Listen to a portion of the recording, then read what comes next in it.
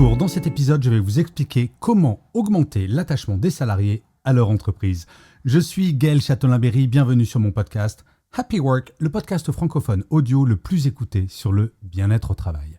Alors, la question de la recommandation d'une entreprise à son entourage est une réflexion qui suscite de plus en plus d'intérêt, notamment du fait des réseaux sociaux. Le bouche à oreille, qu'il soit positif ou négatif, influence considérablement la perception d'une entreprise sur le marché du travail. Il y a quelques semaines, mon partenaire Edenred France m'a fait parvenir l'étude réalisée par leur partenaire Bloomin sur l'engagement collaborateur. Et le compte-rendu m'a vraiment surpris. En effet, selon cette étude, seuls 19% des salariés recommanderaient leur entreprise. Et c'est ce qui nous a donné envie de creuser cette question. Pourquoi recommande-t-on ou pas son entreprise ? Et pour commencer, en fait, je vous ai posé la question dans mon sondage hebdomadaire et le résultat est un petit peu différent, sans aucun doute du fait de la composition de ma communauté sur LinkedIn. Mais le résultat n'en reste pas moins très intéressant. En effet, un tiers des répondants, 32%, sont non seulement satisfaits, mais se montrent également prêts à recommander leur entreprise sans la moindre hésitation. C'est un signe d'une expérience collaborateur extrêmement positive, pour ne pas dire parfaite. La catégorie qui recommanderait leur entreprise, mais avec des réserves, est la plus importante, 35% des répondants. Et cela montre que si beaucoup sont globalement satisfaits, ils ont néanmoins des réserves, soulignant la complexité des relations employés-employeurs et les divers défis auxquels les entreprises sont confrontées. Près d'un cinquième des répondants, 18%, hésitent à donner une réponse positive, et cela pose des questions bien entendu sur les domaines dans lesquels les entreprises doivent s'améliorer. Et enfin, 14% des répondants ne recommanderaient absolument pas leur entreprise, ce qui laisse songeur sur le soin que ces entreprises-là prennent de leurs salariés. Alors certes, les résultats du sondage semblent plus rassurants, mais cela fait tout de même 32% des salariés qui ne sont pas enthousiastes à l'idée de recommander leur entreprise. Cela laisse un grand champ des possibilités pour s'améliorer, et la clé me semble évidente, le bien-être des salariés au quotidien, qu'il soit psychologique ou physique. Le bien-être au travail n'est pas seulement un terme à la mode, c'est un impératif stratégique pour les entreprises. De nombreuses études ont montré que le bien-être des salariés est directement lié à leur productivité, à leur engagement et à leur fidélité à l'entreprise. Les entreprises qui mettent l'accent sur le bien-être de leurs salariés bénéficient souvent de taux de rétention plus élevés, d'une meilleure performance globale et d'une meilleure réputation sur le marché du travail.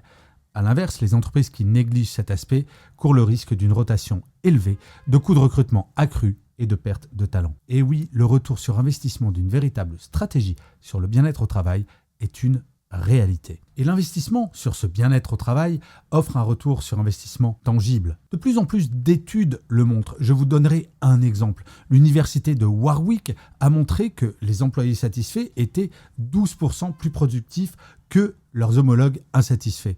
Une autre étude d'Harris Interactive montre que 85% des salariés estiment que l'amélioration du bien-être renforce la fidélité au sein d'une entreprise. Les entreprises bien cotées en matière de bien-être au travail attirent plus facilement de nouveaux talents, réduisant ainsi les coûts de recrutement et de formation. Alors certes, ce retour sur investissement ne se fait pas sur le court terme, mais quelle entreprise viable ne fait le pari que du court terme? Le bien-être au travail joue également un rôle crucial dans l'attraction et la rétention des talents.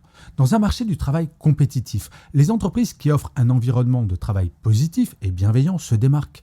Je ne compte plus les dirigeants et les dirigeantes qui se plaignent des difficultés actuelles de rétention et de recrutement. Eh bien, la réponse à ce problème est peut-être plus simple que ce que l'on pense, comme le montrait très clairement le livre blanc que j'avais écrit pour Edenred France l'année dernière, L'entreprise à la carte, fantasme ou réalité. Je vous mettrai le lien dans le descriptif de cet épisode. Les programmes de bien-être, qu'il s'agisse de flexibilité horaire ou géographique, de formation continue, de soutien à la santé mentale ou d'autres initiatives, sont des atouts majeurs pour attirer et retenir les talents. Dans une ère où la guerre des talents fait rage, offrir un environnement de travail favorable est une stratégie gagnante. La recommandation d'une entreprise par ses salariés est plus qu'un simple indicateur de satisfaction. C'est un reflet direct de l'expérience employée, du bien-être au travail et de l'engagement envers l'entreprise. Les résultats du sondage LinkedIn associé à l'étude de Bloomin montrent que de nombreuses entreprises ont encore du chemin à parcourir pour garantir une expérience positive à leurs salariés, ce qui n'est pas vraiment surprenant. Investir dans le bien-être au travail n'est pas seulement une question de moralité ou de responsabilité sociale, c'est une décision stratégique, intelligente, qui peut générer des avantages concrets en termes de performance, d'engagement et d'attractivité. Les entreprises qui écoutent, s'adaptent et investissent activement dans le bien-être de leurs salariés sont celles qui seront le plus à même de prospérer à l'ère moderne. Dans cette optique, la question « Recommanderiez-vous votre entreprise ?» devient un baromètre essentiel pour les entreprises soucieuses de leur avenir. Et vous, d'ailleurs, recommanderiez-vous votre entreprise? Si ce n'est pas totalement le cas, pas d'inquiétude. Comme je le dis souvent, osez parler, osez exprimer ce qui vous manque auprès de votre manager. La sensibilisation à ces questions grandit de jour en jour et il est très probable qu'il ou elle soit ouverte à la discussion. Aucune situation n'est figée dans le marbre et heureusement, non. Je vous remercie 1000 fois d'avoir écouté cet épisode de Happy Work ou de l'avoir regardé si vous êtes sur YouTube. N'hésitez surtout pas à vous abonner sur votre plateforme préférée. Cela va vous prendre 2 secondes. Cela permettra à Happy Work de durer encore très longtemps. Et en plus, de vous à moi, petite cerise sur le gâteau, cela me fait très plaisir. Je vous dis rendez-vous à demain et d'ici là, plus que jamais, prenez soin de vous. Salut les amis.